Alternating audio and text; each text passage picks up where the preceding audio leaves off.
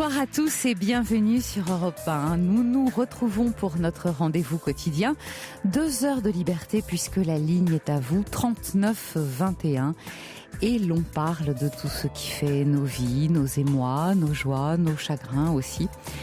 Chaque histoire est différente, bien sûr, mais vous le savez, on se retrouve souvent les uns à travers les autres. Et c'est tout l'intérêt de cette émission.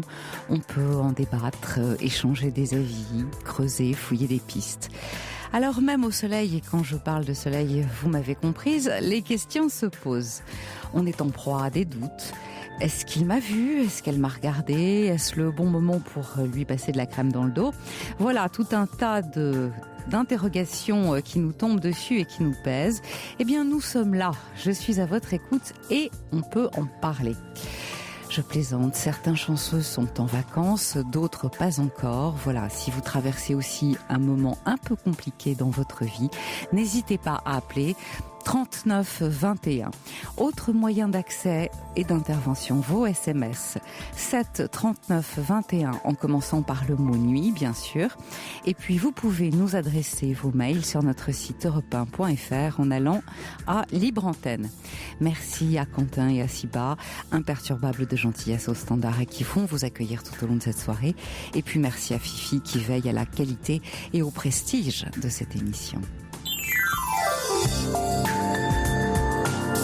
Jusqu'à 1h sur Europe 1, Caroline Veil. Marina, nous allons commencer cette émission avec vous. Bonsoir Marina. Bonsoir Caroline. J'avais appelé il y a 3-4 semaines de ça. J'avais ma grand-mère, elle était malade d'une tumeur au foie. Oui.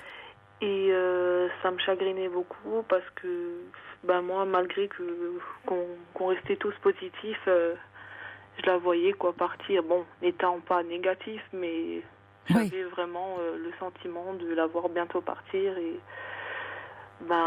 c'est arrivé hier. Elle est décédée hier soir. Dans la nuit, à l'hôpital, oui. Et du coup, ça me chagrine encore. Bien encore sûr. Plus, parce que comme Caroline disait l'autre. Caroline Dublanche, oui. Oui, voilà, oui. Alors elle disait que c'est faut vivre les moments à fond. Je veux dire faut pas penser à la mort quand je vais la voir, toujours vivre les bons moments quoi. Hein. Bien sûr. Mais c'est tout à fait normal et légitime que je pense des fois au décès parce que vu son état les métastases ont été allées au poumon et tout ça et je veux dire la tumeur s'était bien généralisée. Et on l'avait appris un peu tôt, il y a 3 mois de ça à peu près, qu'elle était malade, quoi. Et là, elle est décédée hier soir, quoi. Et du coup. Et c'est dur. Vraiment. C'est très dur. Je tombe de haut parce que ma maman est décédée il y a 7 ans d'une tumeur au cerveau, par contre, et du coup, je m'étais un peu rattachée, quoi, à ma grand-mère. Ma grand-mère, elle, c'était comme entre parenthèses. Une deuxième maman, tout en gardant le rôle de grand-mère et ma mère gardant le rôle d'une maman, on n'a qu'une maman, quoi. Bien sûr. Mais ma grand-mère, je m'étais rattachée à elle, quoi. C'est comme pour combler un vide, mais tout en pensant tout le temps à ma mère, quoi. Mais j'imagine bien. Mais c'est trop dur, quoi. C'est vraiment, on tombe de haut parce qu'on l'avait appris, parce que tout en apprenant la nouvelle. Et dès le départ, toute la famille, on s'est dit on reste positif, que la chimio, les traitements, que ça marche. On ne sait pas, ça peut aller, elle peut guérir. On restait plutôt dans le positif. Tout en après le ressenti de chacun, c'est personnellement quoi. Hein. Mais je vais vous dire Marina, la maladie c'est toujours la vie. Oui. Tant qu'elle est en vie, même si la maladie gagne, elle est là, elle est avec vous. Donc effectivement, le décès, la voir partir, ça met un arrêt brutal. Même si elle est malade, elle est toujours auprès de vous. J'imagine qu'elle était consciente ou les derniers temps, moins. Oui, mais elle a changé, quoi. C'était plus la même, elle se dégradait, quoi. Elle avait du mal à parler, un peu du mal à respirer, de plus en plus. À chaque fois que j'allais, je la voyais différente et c'était comme si je voyais une autre femme, quoi. Je veux dire, elle était... C'est difficile. Ouais, c'est un peu métamorphosé au visage et du coup, c'était un peu difficile Ouais. Pour nous, et je veux dire, on allait tout, elle a 4 enfants, avec ma mère, ça faisait 4 enfants, mais les 3 enfants, ils allaient tout dans la voir, il se passait toujours le relais, il la laissait jamais seule dans la chambre, je veux dire, elle était toujours entourée, voilà quoi. Elle a eu de la chance. Oui. Je vais vous dire, on est tous malheureusement appelés à s'en aller un jour ou l'autre. Et d'après ce que je comprends, votre grand-mère est partie entourée des siens et de tout l'amour et de toute l'affection que pouvaient lui donner ses proches. Du côté à ma maman, on est une famille unie. Je veux dire, dès le départ, on lui a dit qu'il faut se battre et elle s'est battue. Elle est restée positive malgré ce qu'elle endurait, les vomissements, les nausées, les traitements, la chimio, tout ça, quoi. Elle s'est battue jusqu'au bout et je veux dire, après, moi, la dernière fois que je suis allée la voir, moi, je l'ai eu dans l'après-midi du décès du soir, quoi. Je l'ai eu au téléphone et elle avait du mal à parler, mais...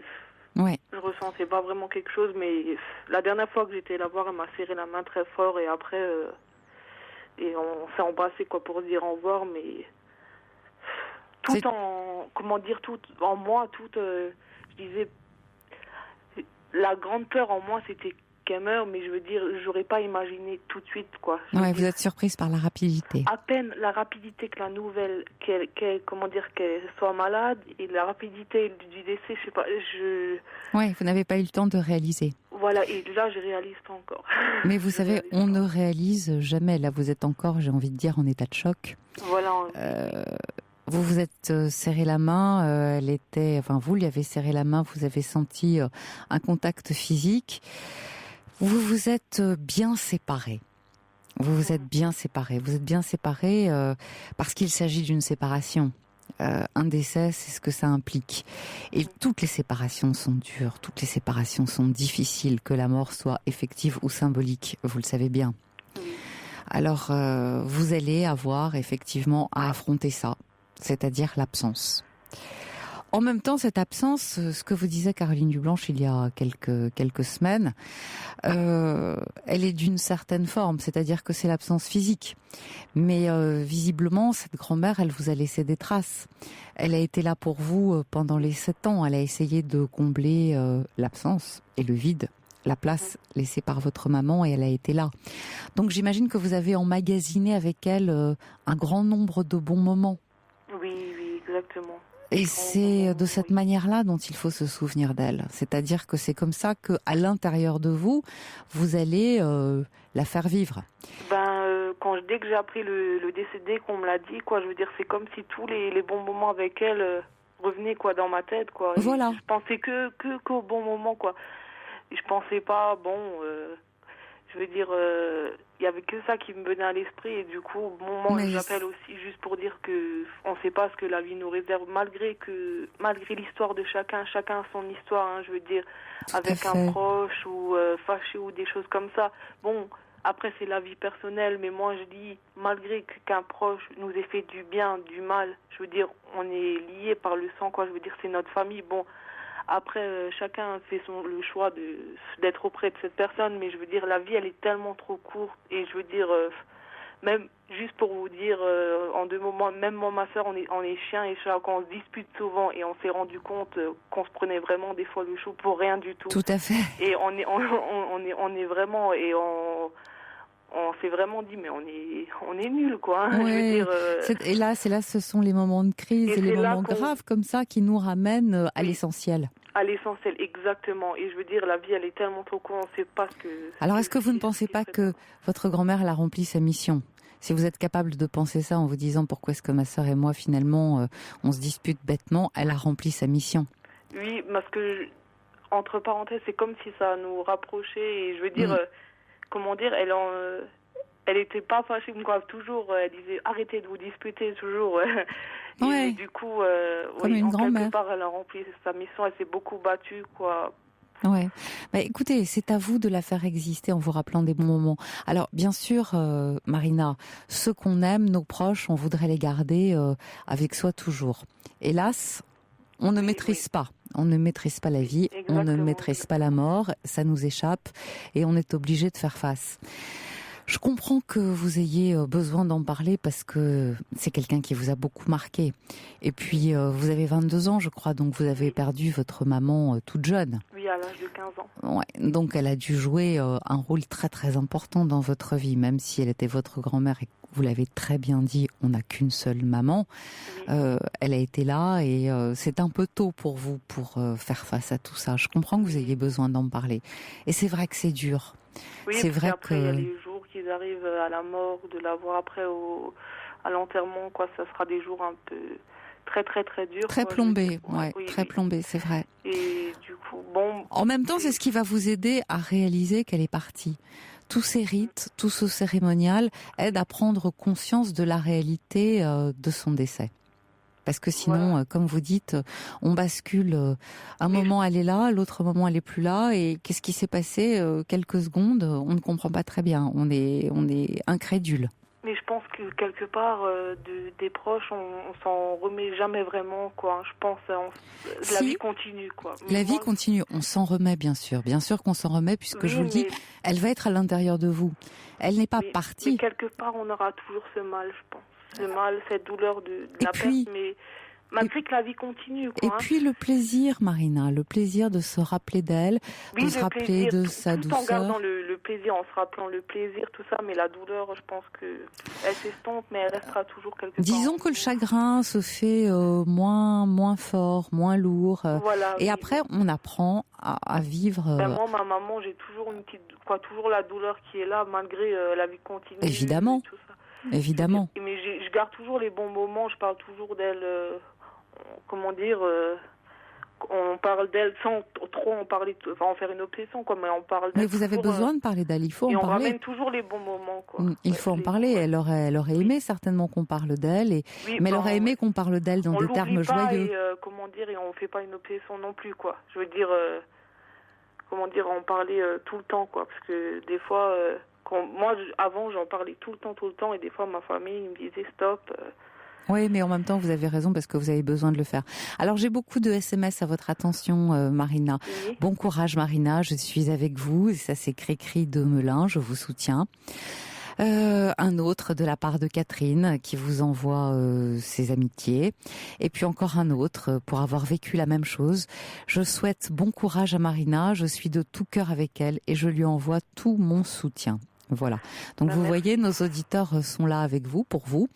Et c'est vrai que c'est un moment difficile à passer. Vous allez devoir vivre les jours prochains qui sont douloureux. C'est vrai que c'est douloureux. Mais la douleur, qu'est-ce que ça voudrait dire ? Votre douleur, elle est à la hauteur de l'amour que vous avez pour elle. Vous voyez ce que je veux dire ? Parce que vous l'aimez, eh bien vous avez mal. Ça veut dire quelque chose. Ça veut dire qu'elle a laissé des traces, cette femme. Ça veut dire qu'elle a laissé un lien et qu'elle a su créer une unité comme ça tout autour d'elle, dans sa famille. Et c'est ce que je vous disais tout à l'heure. Elle a rempli sa mission. Exactement. Bravo à elle. Elle vous laisse forte. Marina, vraiment, on vous accompagne et puis on pense à vous. Merci beaucoup, Caroline. Merci à vous de votre appel. Merci. Au revoir. Au revoir. Toutes vos confidences à Caroline Veil au 39 21. 39 21. 34 centimes la minute.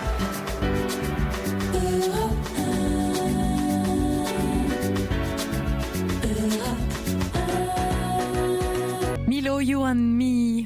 Alors, des nombreux messages affluent à votre intention, Marina, vous qui venez de raccrocher avec nous. Un message de Lali. Marina, votre grand-mère vivra éternellement dans votre cœur, je vous embrasse. Un autre message de la part de Monica. Petite Marina, courage, la perte est dure à supporter, mais vous ne garderez que les bons souvenirs et un jour vous sourirez à nouveau à la vie. Voilà, nous allons continuer maintenant avec Emmanuel. Bonsoir Emmanuel. Bonsoir. Alors je vous écoute, qu'est-ce qui vous arrive ? Alors, c'est pour avoir un peu des conseils. Voilà, je vous explique en quelques mots. Avec mon ex-ami, nous avons fait 2 enfants d'amour. Et voilà, nous nous sommes séparés. En quelques mots, j'ai vécu avec elle dans la même adresse où il y avait ses parents et la grand-mère, en fait. Donc tout se passait bien jusqu'au jour, en fait, où Malheureusement, son père est décédé. Et après, mon impression, c'est que sa mère s'est approprié les enfants. Et je me sentais plus chez moi, en fait. Oui. Et à partir de là, donc je suis parti. Et pour lui faire comprendre que je voulais une vie de couple, en fait, une vie à deux, et que sa mère était trop présente, en fait. Oui. Et c'est là que ça a commencé, les soucis. C'est que je n'ai pu voir mes enfants seuls pendant plus de 6 mois. Et quand elle avait envie, voilà. Donc, j'ai pris un avocat. Mmh. Voilà, et puis j'ai surtout reçu avant une assignation en justice indiquant que je m'occupais pas des enfants. Et ensuite, le jugement, ça a été contredit par de nombreux témoignages en ma faveur, en fait, voilà. Quel âge ont vos enfants, Emmanuel ? Alors, à l'époque, ils avaient 2 ans et demi. Oui. J'ai trouvé, en fait, l'attitude un peu lamentable de priver... 2 ans et demi l'un et le deuxième ? C'est des jumelles. Ah, ce sont des jumelles, d'accord. Des petites jumelles, voilà. Et j'ai trouvé qu'un peu l'attitude était un peu lamentable de priver un papa de voir ses enfants. X mail, elle répond pas, etc. Donc, dites-moi, comment elle le motive, ça ? Qu'est-ce qu'elle dit pour arriver à ça ? Elle a fait un dossier à charge, en fait, qu'avec des attestations, dans le sens où je m'occupais jamais des enfants, etc. Et la chance pour moi, c'est que j'avais pris 2 mois sans solde pour m'occuper de mes enfants, puis de travailler un petit peu. Et tous les lundis, en fait, j'avais mes enfants et on partait, en fait, voilà. Oui, d'accord. Et aujourd'hui, alors, vous en êtes où ? Et en fait, elle voulait que je les voie 14 heures dans le mois, en fait. Alors aujourd'hui, voilà, c'était, je trouvais, pour quelqu'un qui aime ses enfants, en fait, c'était de prendre le seul but pour moi, c'était qu'elle soit écartée de leur vie, qu'elle n'ait plus un papa, en fait. En les voyant. Vous le voyez comme ça ? Moi, je le voyais comme ça. Est-ce que vous pensez que c'était la vérité ? Est-ce que c'était la réalité ? Est-ce que vous n'étiez pas très en conflit avec elle et finalement les enfants étaient un moyen on prend souvent les enfants en otage quand on est en conflit avec le père ou la mère. Est-ce que vous ne pensez pas que ça pouvait aussi être ça ? Pour moi, un enfant, il a besoin tellement de son père et de sa mère et de vouloir priver lamentablement l'un ou l'autre, je sais pas, c'est pas comme ça. Oui, mais vous savez, on n'est pas forcément dans le rationnel, on n'est pas toujours raisonnable quand on a mal. Comment vous vous êtes séparés ? Comment vous vous êtes séparés ? Moi, je suis parti, je voulais en fait avoir une vie de couple, et elle voulait rester en fait chez sa maman, en fait. Ouais, voilà. Donc en fait, vous pensez que c'est sa maman qui a été trop intrusive dans votre vie à tous les deux et finalement à tous les 4. Ouais, je pense. Elle était trop présente, en fait. J'ai pas dit qu'elle était pas bien, j'ai dit qu'elle était trop présente, en fait. Ouais, mais on arrive à quelque chose de radical comme décision à votre rencontre. Si vous voulez, ce qui m'étonne, c'est autant d'agressivité à votre égard, alors que vous, tout ce que vous réclamiez, c'était une vie de famille. Ouais. J'ai du mal à comprendre cette agressivité. Moi aussi, je vous dirais. Moi, j'ai eu que des attestations de sa part, en fait. Moi, je me suis jamais permis de la critiquer, en fait. Moi, ce qui où je souffre le plus, en fait, c'est de pas avoir pu voir mes enfants, qu'elle s'est permise de me priver d'aller les voir.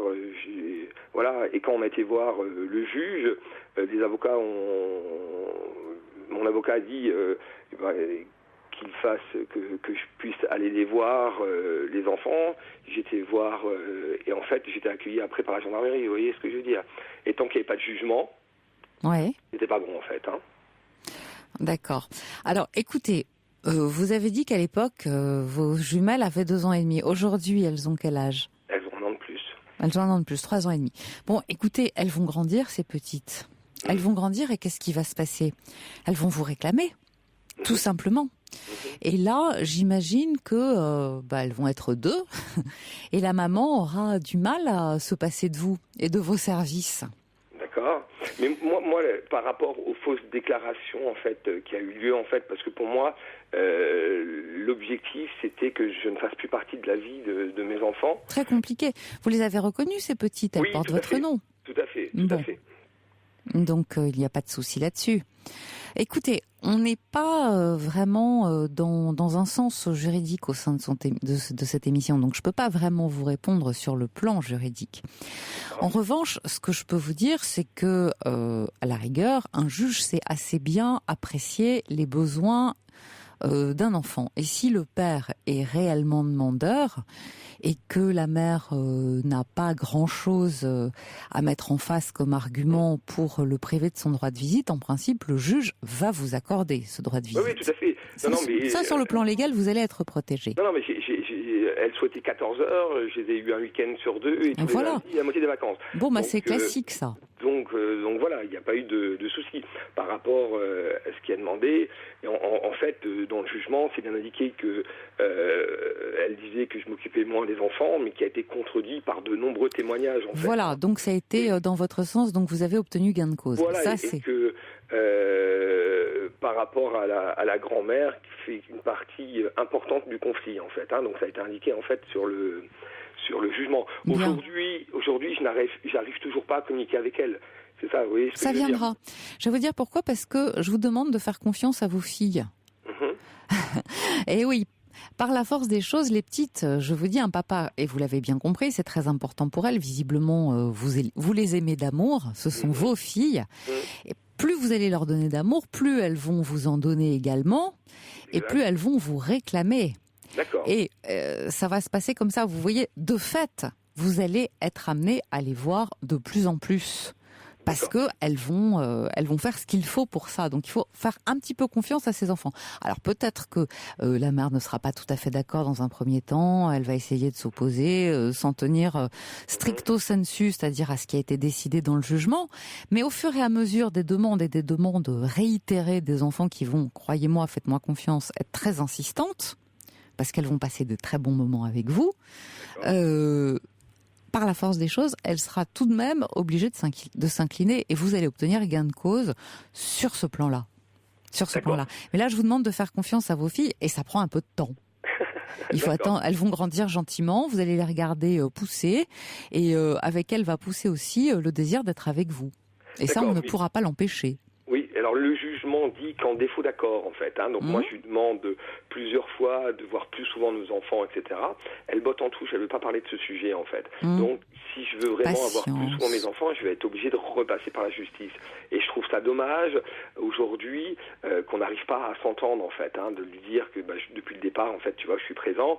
Et en fait, elle me dit, là, dernièrement, j'ai reçu une pièce de son avocat qui disait, les enfants pleurent, elles se cachent lorsque le père vienne, etc. Alors que c'est complètement faux. Et alors, j'ai envie que ça cesse et qu'on ait que ça soit vraiment constructif pour les enfants et qu'on arrête les griffes et qu'on se dise, l'intérêt supérieur, c'est l'enfant et voilà, en fait. Comme vous avez raison. Je suis d'accord avec vous, tout ce qui est procédure judiciaire, ça n'aide pas à avoir de bons rapports. Mais là, j'ai l'impression qu'on est dans l'œil du cyclone, que c'est très chaud. Si vous voyez ce que je veux dire. C'est très chaud et elle ne vous entend pas. Alors, voilà, c'est ça. Laissez passer un peu de temps. Et puis, puisqu'elle ne vous entend pas, pourquoi ne pas éventuellement lui écrire une petite lettre où vous lui dites que vous êtes tous les deux adultes, que ces enfants, quand vous les avez conçus, c'est parce que vous les vouliez, tous les deux. Voilà, que vous y êtes très très attachés, que vous souhaitez jouer votre rôle de père et que bien entendu vous ne souhaitez en aucun cas être une entrave pour elle et la mère, mais que, ces enfants, vous les partagez, ce sont vos filles et que vous voudriez être là pour elles et le plus souvent possible et en évitant le conflit, les heurts, les disputes et tout ça. Et puis vous la laissez réfléchir avec votre lettre. Mais c'est ce que j'ai fait. Je lui ai proposé. Bravo. Non, mais vous lui avez proposé comment ? Je lui dis que pour l'instant, c'est tout à fait pas bon pour nos enfants et pour moi. Oui, mais vous lui dites. Non, mais j'ai envoyé un mail. Ouais. Et que je souhaite vraiment qu'on ait une approche pour le bien-être des enfants. Alors je lui ai proposé qu'on se retrouve avec les deux avocats, qu'on retourne à l'association et où en fait chacun restait sur ses positions. L'association c'est bien. Les avocats ça évoque tout de suite le procès. L'association c'est mieux. Voilà, d'aller voir un psy.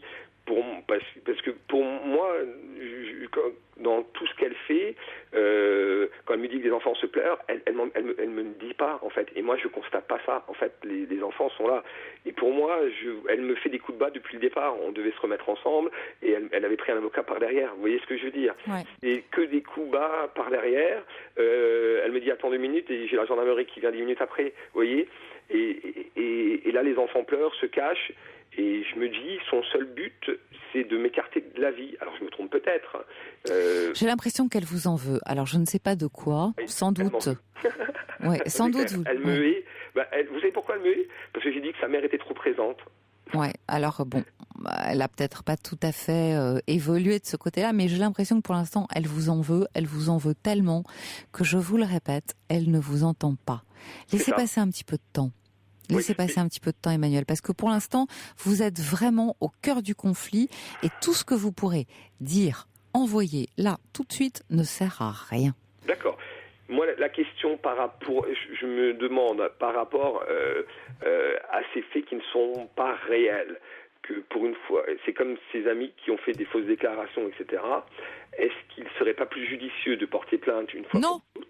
Ah bah non, vous portez pas plainte. Alors là, si vous portez plainte, vous allez envenimer le débat. Ça va être juste une catastrophe. Vous voulez transiger à l'amiable et vous allez porter plainte, c'est-à-dire faire intervenir la police. C'est pas très judicieux. Ben je sais pas. Après si on me dira, mais alors c'est réel, les enfants pleurent. Comment faire alors pour lui dire que c'est pas vrai? Et vous ne pouvez pas lui dire. Elle ne l'entend pas. Elle a décidé que c'était vrai. Voilà, elle a décidé. Voilà, c'est ça. Elle a décidé que c'était vrai. Donc, ça ne sert à rien. D'abord, la police serait totalement inefficace et puis c'est pas pertinent d'y aller, mais ça ne servirait à rien.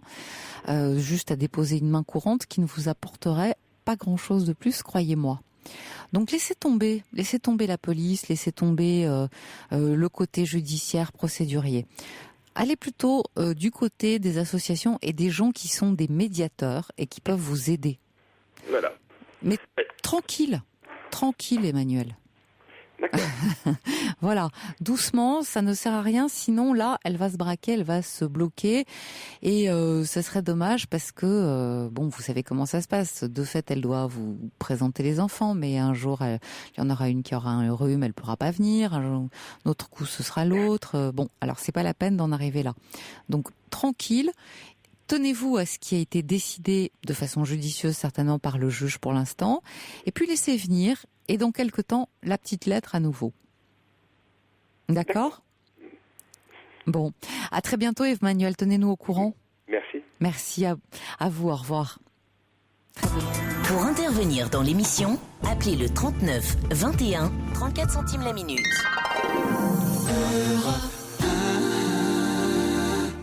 Alors un petit message d'ailleurs à l'attention d'Emmanuel. Emmanuel, vous n'avez pas perdu, le temps joue pour vous, croyez-moi, vos jumelles vous permettent de voir loin. Eridan. On continue avec Elodie. Bonsoir Elodie. Bonsoir Caroline. Je suis désolée, je suis un petit peu intimidée. Oh, c'est normal, mais ne vous inquiétez pas, on va faire ça tout simplement, naturellement. Oui. Alors voilà, en fait, moi je vous appelle parce que je voulais quelques petits conseils, je suis un petit peu perdue. J'ai 36 ans et je n'ai pas eu encore la chance de rencontrer l'amour. Donc j'ai eu des relations avec des hommes mais qui durent jamais dans le temps. Et plus je vieillis et plus je me remets de moins en moins bien à chaque fois des ruptures en fait. Donc je les vis très très mal et je rentre dans des comportements obsessionnels. Et donc je me fais vraiment souffrir quoi. Donc, ça c'est sûr. Mais alors pourquoi ces ruptures? Quel âge avez-vous, Elodie? J'ai 36 ans. 36 ans. Alors ouais. Ces ruptures, quel genre de rupture s'agit-il? Parce que il y a des ruptures qui se passent vraiment très mal et qui laissent des traces. Et vous savez ce que c'est, on ressasse, je lui ai dit, mais je l'aurais pas dû lui dire. Et il m'a répondu et voilà. Non, généralement jusqu'à maintenant, j'ai jamais eu de rupture où j'ai été vraiment en froid avec les gens, où il y a eu des bagarres ou des disputes. Ça se fait à chaque fois très calmement. La dernière relation, par exemple, la personne a été lâche. Elle a eu des comportements pour faire en sorte que ce soit moi qui prenne la décision. parce que Bah oui. voilà, sur le long terme, je me voyais pas continuer comme ça, donc je me suis dit je vais arrêter même si j'ai des sentiments, en pensant peut-être au fond de moi-même que ça allait peut-être le faire réfléchir. Bon, c'est vrai qu'il est revenu, il est reparti, donc on avait décidé une bonne fois pour toutes de complètement arrêter, de rester en contact. Et là, je sais que, par exemple, il vient de retrouver quelqu'un, donc je le vis très très mal. Je ne mange plus, je pleure. Oui, aujourd'hui, par les réseaux sociaux qu'on a sur Internet, on apprend beaucoup de choses. Hélas, on est vite au courant, hein. Voilà, et puis surtout, voyez-vous, Élodie, on ne peut pas s'empêcher d'aller regarder ce qui n'aide pas. Hein, voilà, ce qui n'aide pas. Je rentre dans ce genre de comportement où c'est le matin, le soir, je vais voir ce qui se passe. Je me fais du mal parce qu'en plus je vois des choses que moi il a jamais fait avec moi. Il s'est mis en couple sur ce genre de site alors que moi à l'époque jamais il a prétexté qu'il était en couple. Voilà, et en fait je rentre j'imagine des choses, je rentre dans des scénarios. Vous voyez là ce soir je les imagine en train de dormir ensemble, ou voilà, et je me fais vraiment du mal, quoi. Bah oui. Quand il fait beau, je l'imagine aller se balader, et moi je reste toute seule, cloîtrée. J'arrive pas à rebondir, en fait. Vous ne cessez d'y penser. Voilà, et plus je vieillis, et plus ça devient très compliqué pour moi de gérer les ruptures. Enfin, celle-là, en tout cas, tout espoir. Ah oui, mais alors là, c'est parce que c'est... Dites-moi, elle date de quand, cette dernière rupture ? Elle date d'il y a 4 mois. 4 mois ? Oui, mais ça fait pas si longtemps. Depuis combien de temps étiez-vous ensemble ? Depuis très peu de temps. C'est vrai que j'ai un gros problème pour installer des relations dans le temps, donc ça devait faire 6 mois. Ouais, 6 mois de relation c'est vraiment... voilà. Oui, pas grand-chose, mais si ce sont 6 mois formidables. Qu'est-ce qui a fait que vous ayez rompu ? Vous dites, il m'a poussé à la rupture, il n'a pas voulu en prendre l'initiative, donc c'est moi qui l'ai fait. Mais qu'est-ce qui s'est passé entre vous pour que vous Il m'a dit qu'il n'avait pas de sentiments pour moi, qu'il avait voulu y croire, qu'il avait essayé, et puis voyant qu'au bout de quelques semaines ou quelques mois, il était attaché à moi. Il m'a dit, t'es super, t'es formidable, mais j'arrive pas à tomber amoureux de toi. Donc, il a plutôt pris l'initiative, malgré ce que vous dites. Oui, mais par 2 fois il m'a dit ça. Donc par 2 fois, moi j'ai voulu arrêter en lui disant on arrête là, mais à chaque fois il revenait en fait. Il me rappelait et je pense que dès qu'il se sentait, parce que apparemment je le rassure et quand il est avec moi, il se sent apaisé. Et c'est là où j'étais un petit peu déroutée, c'est que c'était quelqu'un avec qui j'étais très très bien, on s'entendait très très bien, mais il n'y avait pas de sentiment. C'est sûr que c'est quelque chose qu'on peut pas commander. Mais c'est pour ça que je vous dis, après je pars pas dans des disputes avec les gens parce que je sais que c'est pas quelque chose qui est contrôlable.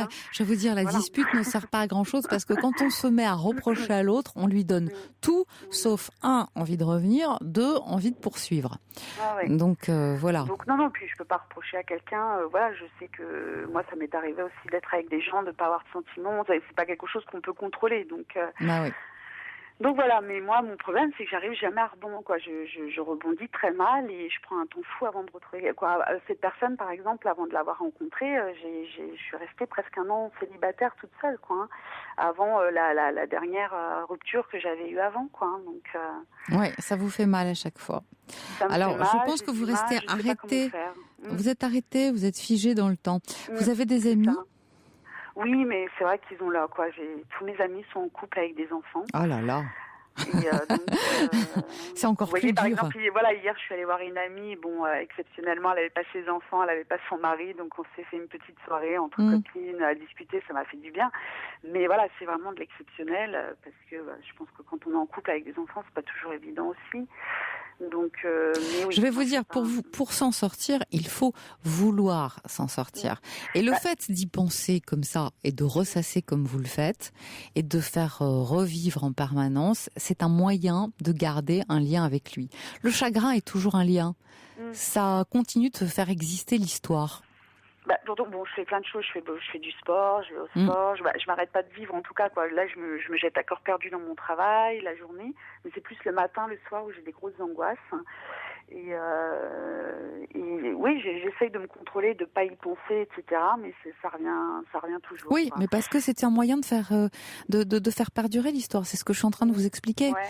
Comme ça, vous maintenez un lien avec votre passé, mais surtout, l'histoire, elle continue d'exister dans votre tête, même si c'est pour vous faire souffrir. Alors, vous qui êtes une adepte d'Internet et qui allez voir ce que vous ne devriez pas y voir, si vous en profitiez plutôt pour aller voir savoir comment sortir, quelles sont les activités de ma ville, nouveaux projets, quels sont les derniers billets de vacances à prix bradé, etc., etc. Ça serait pas plus intelligent, ça, je fais Élodie? plein de choses. Hein. Là, je prépare mes vacances. Ah ben voilà. Voilà, il y a toujours ça derrière. Et puis, je pense que à chaque fois, c'est des blessures narcissiques, quoi. Je me dis, comment? pourquoi pas moi, quoi? Et pourquoi pas moi? Et pourquoi ils ont choisi quelqu'un d'autre? Il vous l'a dit. J'ai l'impression que je suis un petit peu une relation pansement en permanence pour les hommes. Donc. Vous vivez comme ça? Je commence à comprendre. Là, j'ai entamé une thérapie pour essayer de comprendre. C'est une bonne idée. Parce que ça me rend malheureuse, cette situation. Mais bien sûr. Mais comment dire, c'est vrai que oui, tous les hommes en fait que j'ai connus ont été soit blessés par une ancienne relation ou soit blessés par le petit enfant dans leur enfance, et j'ai l'impression de guérir quelque chose. Ils sont bien retapés, puis après ils peuvent vivre un peu leur vie. Et là, c'est ce qui s'est passé dernièrement, je pense. Ouais. Dites-moi, pourquoi est-ce que vous avez cette vocation succursale de la SPA? Hein? Je ne sais pas. Vous voulez peut-être mieux que ça tout de même. C'est ce que j'essaye de me dire déjà, que là maintenant, il faut que j'aimerais trouver un homme qui me considère comme une femme de 36 ans déjà, et pas. Mais est-ce que vous vivez comme une femme de 36 ans? Parce que là, j'ai l'impression que parce que j'ai l'impression que vous manquez un petit peu d'estime pour vous-même.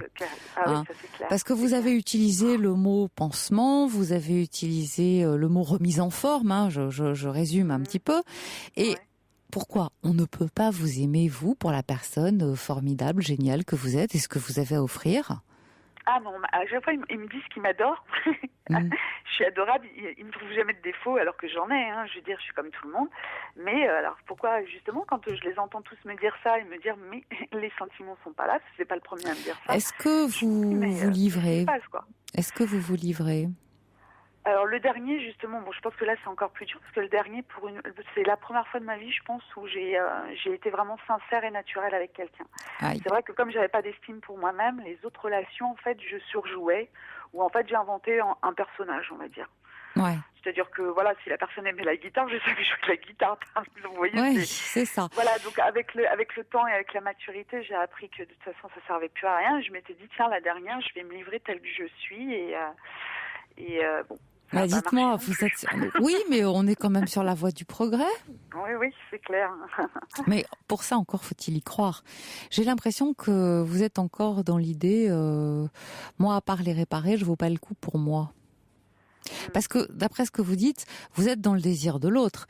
Comme vous dites, s'il aime la guitare, vous êtes la meilleure joueuse de guitare, vous allez vous dépêcher d'apprendre et de plaquer des accords. C'est ça, Et de votre désir à vous, la personne que vous êtes, je ne cesse de vous le répéter, ça vaut la peine, non? Pourquoi est-ce que c'est pas lui qui est en train d'essayer de vous faire plaisir? Ça c'est sûr que c'est plutôt moi qui fais plaisir aux autres, mais même dans la vie de tous les jours, j'ai tendance à bichonner les gens et à moins recevoir. Ouais, vous avez envie de vous faire aimer, vous avez besoin de vous faire aimer, vous n'y croyez pas assez. Plein de petits SMS pour vous, Élodie. Alors le premier, Élodie, rassurez-vous, vous n'êtes pas un cas isolé. L'amour est de plus en plus un sport de glisse et il est difficile de surfer sur un cœur. Oh, c'est joli ça. Et Ridan, bien sûr. Élodie, vous êtes jeune, vous paraissez posée, courage. Je suis seule aussi, on peut tenter. Non, mais justement, j'ai peur de jamais rencontrer l'amour. Oh là là, à 36 ans, mon Dieu. Et puis un autre, de la part de Thibaut. Moi, je suis libre, 1m73, 70 kilos, yeux bleus, honnête, travailleur et gentil, 42 ans. Moi, je suis plus grande que lui. Voilà, et beaucoup d'humour. Donc, vous voyez, tout ça nous arrive déjà, Et puis un autre, alors celui-là, c'est de la part de Cricri Melin. Je suis comme Élodie, j'ai beaucoup de ruptures, je cherche des amis sincères. Donc vous voyez, vous n'êtes pas non plus un cas isolé, c'est-à-dire que... Quand j'ai déjà essayé les sites internet, etc. Oh là là, oui, mais ça, c'est... Attention. On voit toute la détresse. Non, mais attention. Les sites internet, ce qui est intéressant dans internet, c'est comment s'en sortir, c'est-à-dire qu'est-ce qu'on me propose, qu'est-ce que je peux faire de nouveau, qu'est-ce qu'il y a de neuf dans mon secteur, où partir en vacances, c'est ce que je vous disais tout à l'heure. Pour le reste, pour un temps, vous oubliez parce que ça va vous faire souffrir, vous risquez de ne pas très bien tomber. Maintenant, les ruptures. Je le dis souvent, les ruptures, ça fait mal. 4 mois, c'est vrai que c'est long pour une relation de 6 mois, mais en même temps, c'est pas grand-chose. C'est pas grand-chose parce que tout dépend de ce que vous aviez investi. Si vous y avez cru, si vous aviez donné, effectivement, vous allez mettre un peu de temps et vous allez avoir un peu de mal à vous en remettre. Ça fait mal de se séparer, ça fait mal de se dire que, eh bien, on a toujours cette idée que l'autre, oui, voilà l'absence, et d'après ce que j'ai compris en arrière-fond, c'est il n'a pas voulu de moi. Hein. Et ça, la nuit, quand ça vient, ça ne fait pas du bien. Soyons clairs. C'est pas lui qui a pas voulu de vous, c'est qu'il ne vous a pas vu tel que vous étiez. Voilà de quoi il s'agit. Il ne vous a pas vu tel que vous étiez et il n'avait peut-être pas les moyens de vous voir. Et dans ce cas-là, Élodie, ce qui vous arrive, c'est tant mieux. Tant mieux parce que ça veut dire qu'il n'était pas pour vous. Alors bah oui, il n'était pas pour vous. Il ne vous a pas vu avec ce que vous aviez à lui donner, avec ce que vous avez à lui offrir. Il est passé à côté. Eh bien, visiblement, vous l'avez échappé belle. Ouais, c'est ce qu'on me dit. Vous l'avez échappé belle. Et vous voilà libre, pas seul, libre, c'est pas pareil, pour tenter de nouvelles aventures. Soyez pas la chose comme ça, là. Vous m'apportez un élément, oui. Oui. En fait, oui. Ce qu'il faut que je me dise, libre mais pas seul. Oui, vous êtes libre. Vous êtes libre. Alors la liberté, ça coûte cher, c'est vrai. Ça fait un peu de mal, ça se gagne, ça n'est pas toujours facile tous les matins, mais ça vaut vraiment la peine. Et puis il faut croire un petit peu en vous davantage. Hein. Oui, c'est surtout en fait que je m'en veux de me mettre dans des états comme ça pour des histoires mais parce que vous avez investi. Voilà. Vous avez investi. Et l'intensité n'a rien à voir avec la durée. Vous le savez, donc voilà. Mais se séparer quand on s'était fait des idées, quand on avait commencé à tirer un peu des plans sur la comète, ça n'est jamais facile. C'est, vous l'avez dit, une blessure narcissique. Or, narcissisme n'a pas grand-chose à voir là-dedans. Hein. C'est tout simplement qu'il n'avait sans doute pas les moyens de vous voir tel que vous étiez, et c'est tant mieux. S'il n'est pas là, parce que ça veut dire que 2-3 ans plus tard, bien ma foi, ça n'aurait pas non plus été forcément une franche réussite. Et puis je veux dire... Sur le long terme, je sais très bien que ça aurait... C'est ça en fait le pire, c'est que je reste malgré tout avec des gens tout en sachant que peut-être sur le long terme, ça le fera pas non plus, quoi. Ouais, mais vous avez du mal à... J'ai peur de me séparer, j'ai peur de me séparer des gens, parce que malgré tout, j'aime les gens et je me dis, voilà, on s'investit pour quelqu'un et puis du jour au lendemain, on n'a plus de nouvelles ou... on fera de passage dans la vie des gens. Vous vous êtes attaché en fait, voilà. Mais oui, on est de passage. Et puis je vais vous dire une chose, l'amour, ça comporte des risques. Ouais. Mais s'il n'y a pas de risque, ça n'est pas intéressant. Bien, j'espère que vous allez aller mieux. Merci. Oui, vite. De toute façon. Et de toute façon, il faut toucher le bas pour pouvoir remonter. Donc, exactement. Il faut, pour rebondir en tout cas, il faut toucher le fond. C'est ce qu'on dit. Tu ne l'as pas dit ça, mais enfin bon, ça nous aide pas beaucoup quand on y pense un peu trop. Écoutez, j'espère que vous allez aller. C'est un plaisir de vous avoir parlé. Moi aussi. J'espère que vous allez vite aller mieux. Oui. Je compte sur vous. Parfait. Je vous remercie. À très bientôt, Élodie. Au revoir. Merci de votre appel. Merci. Toutes vos confidences à Caroline Veil au 39 21. 39 21. 34 centimes la minute.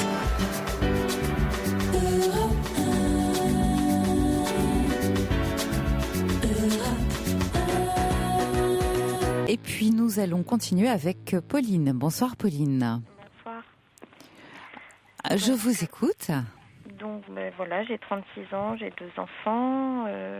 J'ai connu mon mari, j'avais 18 ans. Oui. Et donc nous nous sommes mariés et donc nous étions ensemble depuis 18 ans. Et voilà, il y a un mois, il m'a, suite à des tas de soucis financiers, etc., le fait qu'il se soit un petit peu aigri, il était très désagréable et très très renfermé. Et bon, suite à une petite remarque, en fait, il a décidé de faire un break.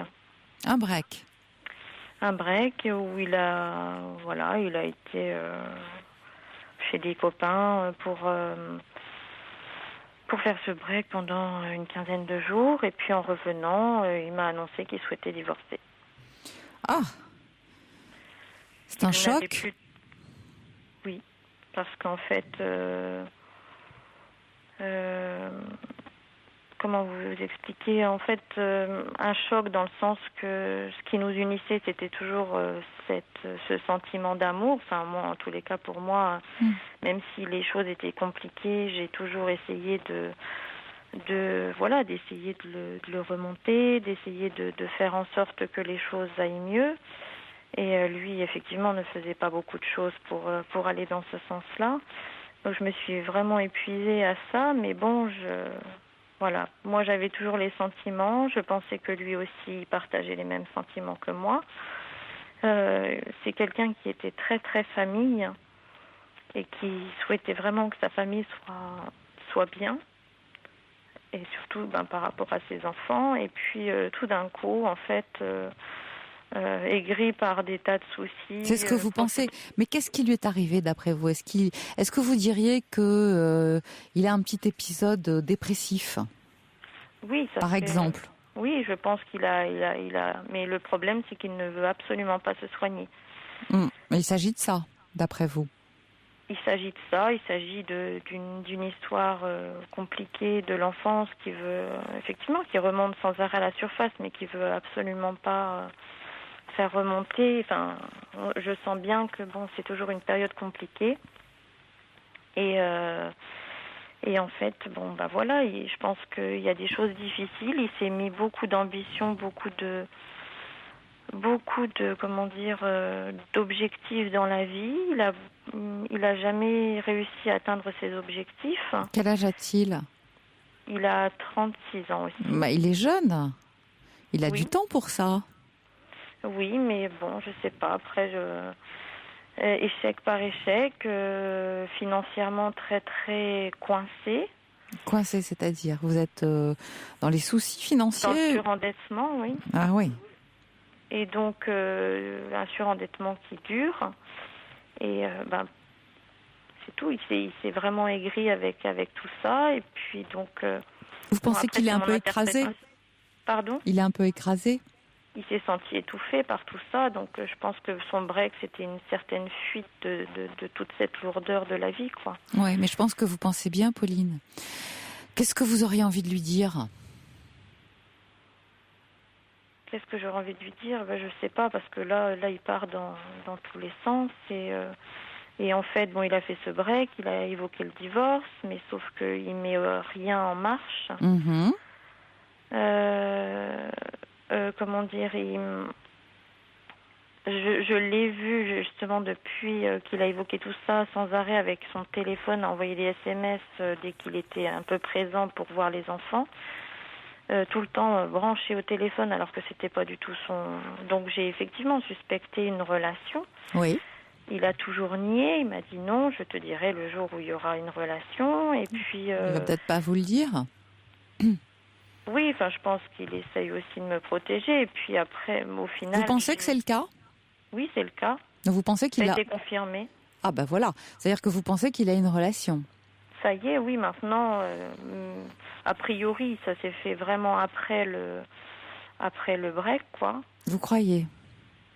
C'est ce que il semble me dire. Maintenant, je pense que, voilà... Moi, je le sens pas comme ça, d'après ce que vous dites. Parce que quelqu'un qui est aigri, désagréable, qui vous en veut, et qui a cette attitude, qui commence par dire qu'il veut faire un break et qui miraculeusement se trouve dans une relation après le break, j'ai tendance à penser que la relation, elle était antérieure et que c'est la relation qui fait qu'il vous quitte. Et là, on ne parle plus du tout de la même chose. On parle peut-être d'une forme d'étouffement, mais on parle surtout de 18 ans de relation. Et c'est peut-être de cela dont il s'agit. Peut-être. Donc, qu'est-ce qu'on fait ? Je sais pas. Je sais pas parce que effectivement. Moi, j'ai tendance à attention, je n'aime pas angoisser plus qu'il n'est nécessaire, mais d'après ce que vous me dites et ma petite expérience clinique, je sentirais plutôt la relation comme décisive dans cette rupture.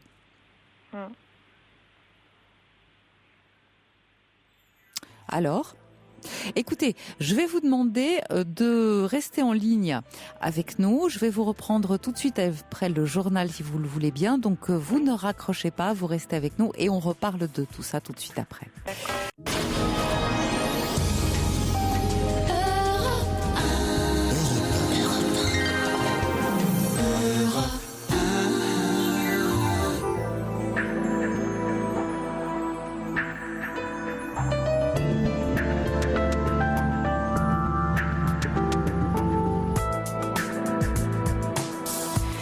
Voilà notre deuxième heure.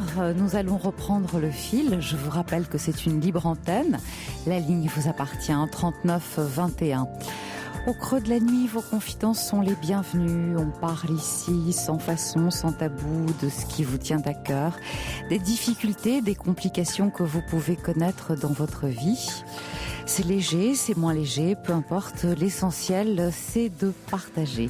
Je suis à votre écoute, 39 21. J'attends aussi vos SMS, autre moyen d'intervention, 7 39 21 en commençant par le mot nuit. Et puis, vous pouvez également intervenir par mail sur notre site europe1.fr. Et là, vous allez directement à Libre Antenne. Alors, un peu avant le journal, nous avions laissé une jeune auditrice dans les affres d'une séparation, c'est-à-dire que son mari, après un break de 15 jours chez des amis et on va dire 18 ans d'amour et de mariage, vous êtes mariée à 18 ans, c'est cela, Pauline? Il y a 14 ans. Il y a 14 ans. Donc, votre mari vous annonce qu'il veut faire un break et puis au retour du break, donc 15 jours après, qu'il veut divorcer. Donc ça fait un mois finalement. C'est très neuf, c'est très frais. Vous avez du mal à encaisser la nouvelle, on le comprend. En même temps, c'est ce qu'on se disait juste avant l'interruption du journal, quelques SMS et puis le fait qu'il parle d'une autre relation laisse présager que peut-être cette relation serait à l'origine de cette rupture. Enfin, moi, c'est mon petit avis là, tout personnel, donc vous en faites ce que vous voulez, bien sûr. Qu'est-ce qui est prévu pour les vacances, Pauline ? Pour l'instant, rien du tout. Mais vous avez des enfants, quel âge ? Oui. 9 ans et 3 ans et demi. Ouais. Et qu'est-ce que vous comptiez faire ? Est-ce que quelque chose était envisagé ? Écoutez, comme c'est tout neuf, il n'y avait rien vraiment d'envisagé du fait qu'on a effectivement des difficultés financières. Après, effectivement, après j'ai toujours la possibilité de partir chez des amis ou de son côté, il souhaiterait effectivement avoir un petit peu les enfants aussi. C'est bien ça. Oui, tout à fait. Après, c'est plus pour moi, les choses sont un peu plus difficiles, quoi. Ouais. Écoutez, j'ai l'impression que ce ne serait pas forcément une bonne idée que de lui faciliter trop la vie. Parce qu'il s'agit de ne pas être tout à fait naïve. Si c'est une autre personne qui est à l'origine de cette rupture, pourquoi ne pas lui laisser les enfants un peu plus qu'un petit peu ? C'est-à-dire les lui laisser et puis qu'il se débrouille avec pendant 2-3 petites semaines par exemple. Et on voit ce que ça donne. Alors, vous allez me dire, et moi dans tout ça ? Eh bien, vos enfants, ils sont là pour un moment. Vous êtes appelés à les récupérer, mais je crois que le fait de les lui donner pendant un temps, on va dire, non pas limité, mais un peu plus long, lui permettrait d'avoir une vue plus juste de la situation, d'appréhender ça peut-être en voyant ce qui se passe parce que ça le laisserait moins libre de ses mouvements. Et comme je vous l'ai dit, pourquoi lui faciliter la vie ? Après tout, c'est lui qui décide de partir. Ses enfants, il les réclame, eh bien vous allez les lui donner. Qu'est-ce que vous en pensez ? Après, pour moi, ça me paraît compliqué parce que effectivement, je suis très proche de mes enfants et pour moi, c'est effectivement très compliqué d'en arriver à... Et puis, je suis pas sûre qu'ils puissent réagir pour autant. En tous les cas, il est très pressé de faire connaître cette nouvelle personne qui est pas dans sa vie depuis très longtemps, puisqu'en fait, c'est une relation de travail. et cette personne-là est comment dire, n'est pas revenue depuis très longtemps n'est pas dans son travail depuis très très longtemps. Depuis que quelques mois. Mhm. Donc le fait qu'il soit aigri, agressif, ça dure déjà depuis plus de 2 ans, quoi. Ouais, mais disons que cette jeune femme lui sert un petit peu d'antidépresseur. Vous n'entendez pas ce que je vous dis. Vous n'entendez pas ce que je vous dis. J'ai bien compris que pour vous c'était un peu compliqué parce que vous êtes très proches. Vous avez quoi, 2 filles, une fille, un garçon? 2 filles. 2 filles, voilà. Vous n'entendez pas ce que je vous dis parce que c'est un peu difficile pour vous. Mais si vous lui facilitez trop les choses et que, mon Dieu, il n'a plus qu'à aller voir ailleurs et vivre de nouvelles aventures, c'est renoncer un peu vite à ce que vous avez construit depuis 18 ans. Mais oui. Vous ne croyez pas? C'est toute l'incompréhension que j'ai d'ailleurs, c'est de me dire comment on peut passer d'une histoire telle que la nôtre, qu'on a connue, à autre chose. Et puis voilà, quelqu'un qui était très proche de sa famille, c'était sa priorité, et il passe dans une autre famille maintenant. Voilà, donc puisque c'est tellement sa priorité, il s'agirait quand même qu'il comprenne qu'il a aussi des responsabilités. Et moi, ses responsabilités, ça se maintient à... je fais en sorte que vous êtes bien, que financièrement que les choses soient un petit peu maintenues, et je vois mes enfants quand je veux. Qu'est-ce que vous en pensez? C'est un petit peu léger. On est bien d'accord.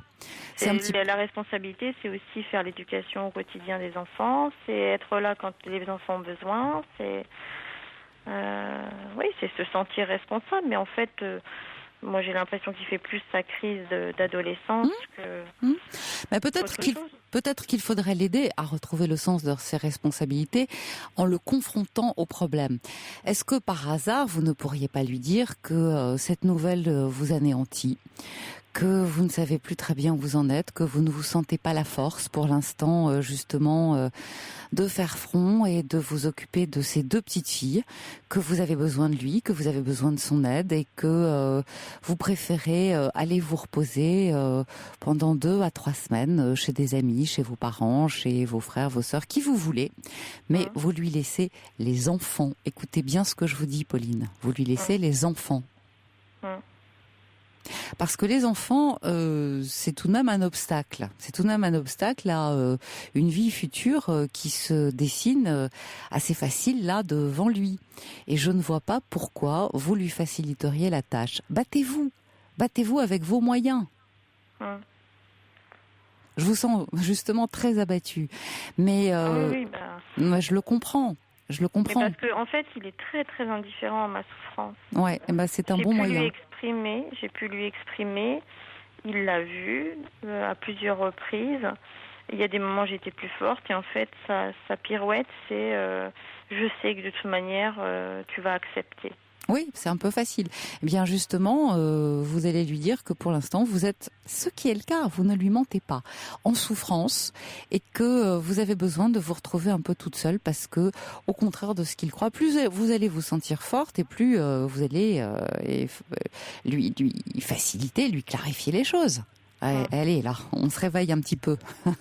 Hein, il n'est pas question de ça. Dans un premier temps, il n'est pas question de ça. Moi, je serais vous, je lui donnerais un petit peu les enfants. De toute façon, les enfants, vous allez les récupérer. La rentrée des classes, etc., elles vont être pour vous, ces 2 petites filles. Hein. Surtout s'il a tendance à vous dire que il veut les voir seulement quand il veut. Donc, moi, dans un premier temps, je les lui donnerais. Qu'il voit un peu de quoi il retourne. Et vous lui dites que vous êtes trop fatigué, vous avez besoin de vous remettre et d'un peu de temps. Et vous-même, vous faites un petit break. Après tout, lui, il s'est bien autorisé 15 jours chez des copains. Pourquoi pas vous? Vous avez les mêmes droits que lui. Oui, non mais tout à fait. Moi, ce qui me fait peur, c'est qu'il veut aller très vite dans le sens qu'il veut déjà présenter cette personne-là aux enfants et il veut absolument que les enfants vivent déjà des choses avec cette personne. Et je me dis, c'est très brutal, quoi, pour déjà. Oui, pour mais ça, moi, vous pouvez l'est. Mais déjà, pour vous, ça l'est, mais vous pouvez lui dire que ça n'est pas dans l'intérêt de vos filles, que vos filles, il y a un mois, elles étaient avec papa, maman sous le même toit, et que voir arriver quelqu'un d'autre, c'est complètement déstabilisant, déroutant Mais pour ça, il elles. veut pas l'entendre. Bah oui, mais... Il entend, c'est que l'important, c'est que les enfants aient leur repère, et leur papa et leur maman, et qu'ils voient leur papa et leur maman heureux. Oui, mais ça, c'est un peu rapide, hein. Oui, non, mais ça, c'est pirouette pour ne pas culpabiliser de la situation. Tout à fait. Mais il faut lui dire que vous ne l'entendez pas comme ça, et que vous ne voulez pas de cette autre personne, pour Mais l'instant. le problème, c'est que si je lui laisse pendant 15 jours, vu qu'il est dans cette idylle, dans cette relation un peu idyllique, il va pas s'empêcher de présenter cette personne, quoi. Et alors, de vivre des choses avec cette personne. Bien. Qu'est-ce que vous pensez que va faire cette personne avec 2 petites filles ? Est-ce que vous croyez que ça va tellement lui plaire ? Ça, je sais pas. Mais réfléchissez un petit peu. 3 semaines d'un seul coup avec 2 enfants tout grandis, hein, qui arrivent comme ça, comme un paquet cadeau. Voilà. Est-ce que vous pensez que ça va les aider ? Moi, je ne crois pas. Et il n'est pas question de les aider. Alors je sais que vous n'en avez pas envie, je sais que vous redoutez que les petites fassent sa connaissance, mais tel qu'il est parti, elles vont la faire d'une minute à l'autre. C'est pour ça que je les laisserai tant qu'à faire. Moi, c'est pour éviter des blessures. Ouais. Vous pouvez dire que ça vous semble très prématuré, vous pouvez faire tout ce que vous voudrez, si lui ne l'entend pas, il ne va pas vous écouter. Et vous allez lui dire que c'est très perturbant et très déstabilisant pour les enfants. Mais ne vous inquiétez pas, je crois que vous pouvez compter sur vos 2 filles, elles vont vous aider, hein, elles ne vont pas ouvrir grand les bras à cet inconnu. Oui. Mais bon, après, elles sont aussi dans le faire plaisir au papa. Donc si papa il est heureux comme ça, bon, on va faire plaisir, c'est ce qui voilà. Ouais. Écoutez, je crois que vous avez de toute façon besoin d'un petit peu de temps pour vous. Moi, je donnerais ces 2 petites au moins 15 jours. On fait moitié-moitié, pas quelques jours, moitié-moitié. Voilà, transiger sur moitié-moitié. D'accord. Et puis vous, faites attention à vous. Oui. Pour l'instant, vous n'avez pas de grands moyens d'action. Hélas. Maintenant, il faut compter, vous avez parlé de ses priorités, qui étaient sa famille. Il peut s'agir voilà, d'un coup d'éclat et puis que tout rentre dans l'ordre. Mais on ne peut pas non plus nourrir de faux espoirs. Donc, je veux pas non plus. Ouais, donc il faut vous préparer. Mais je crois que cette jeune femme, si elle est dans le paysage depuis quelques mois, mon Dieu, elle a su intervenir et provoquer, être à l'origine de cette rupture. Mais c'est lui qui choisit, hein, on est bien d'accord. C'est lui qui choisit, ce n'est pas elle qui a choisi pour lui. Oui, tout à fait. Après, elle a été effectivement pas vers la facilité, quoi. Pour ne pas voir. Moitié-moitié, ça me semble être une bonne solution.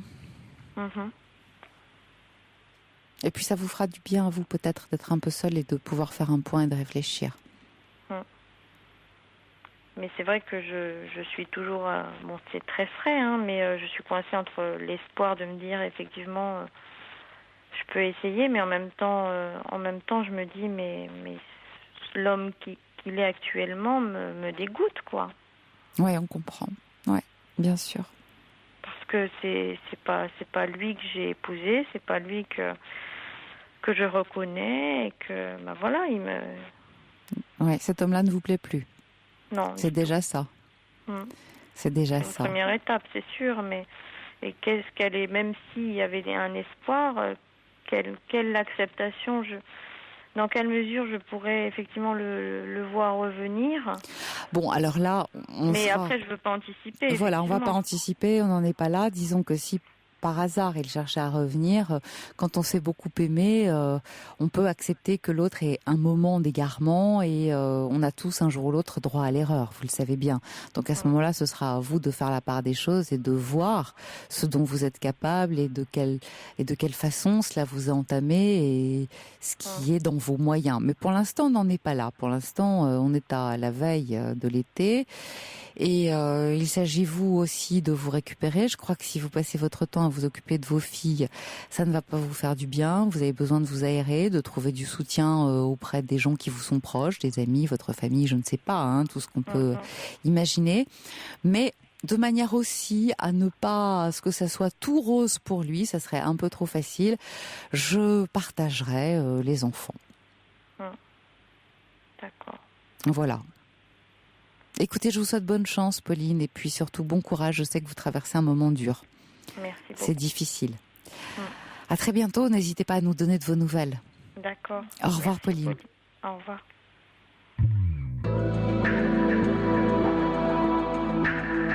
Toutes vos confidences à Caroline Veil au 39 21. 39 21. 34 centimes la minute.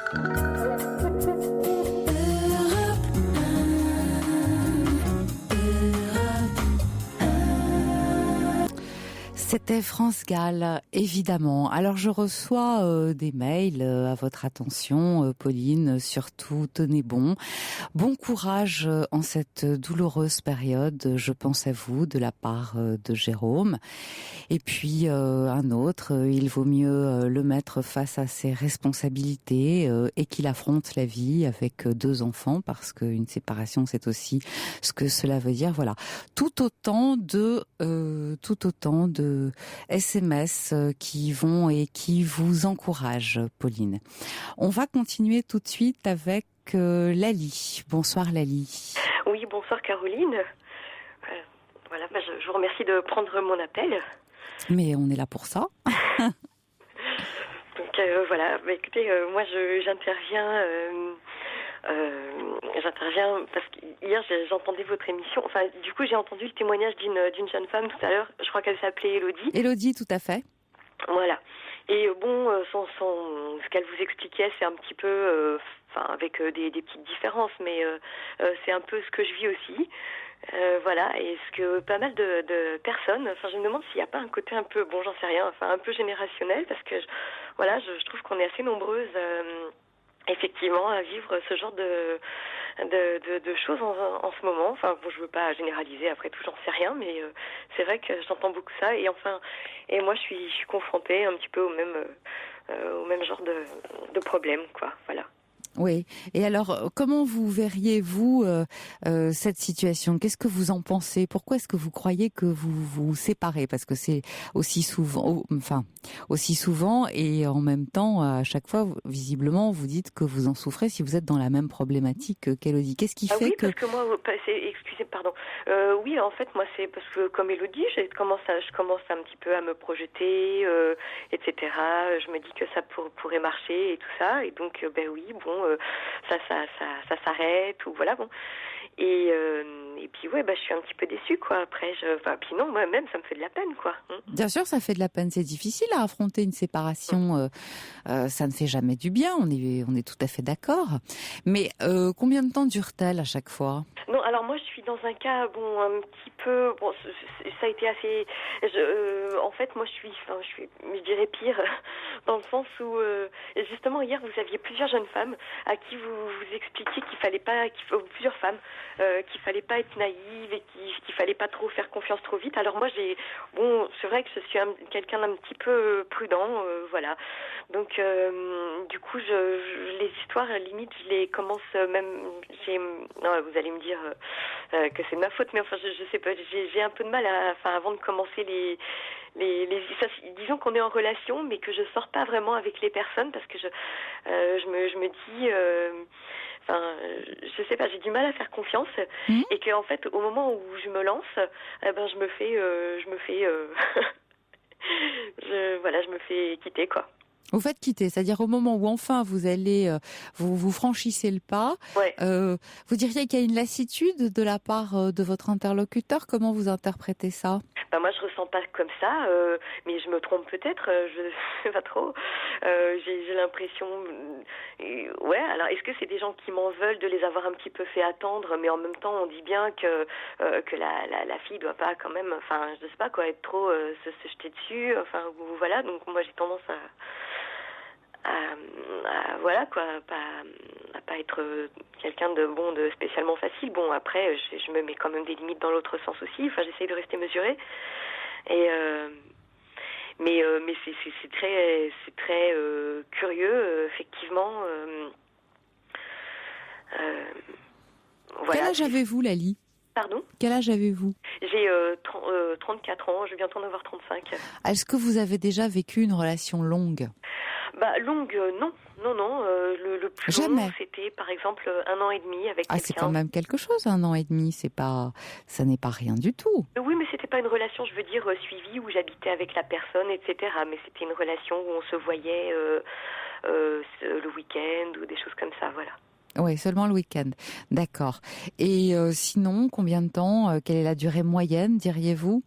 Mais ça, disons, en plus, je rencontre pas non plus beaucoup de, je veux dire, donc j'en ai pas non plus 36, quoi. Je veux dire, sinon, c'est plusieurs mois, quoi. Plusieurs mois quand même. Donc c'est pas quelques semaines, quelques jours, et puis hop, ça s'arrête.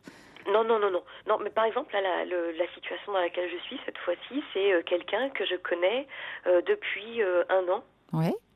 Et qui m'a fait des avances, etc. Et alors, ce qui se passe, par exemple, moi, dans mon cas, c'est que les gens, au début, sont excessivement entreprenants. Donc, je trouve ça... je me sens un peu submergée, je trouve ça un peu inquiétant, si vous voulez, dans un premier temps, parce que ça me donne une impression de trop, quoi. Ouais. Et donc, après, moi, je suis un petit peu stressée, donc j'essaye de moduler, enfin de réguler, etc. J'essaye de faire connaissance, voilà.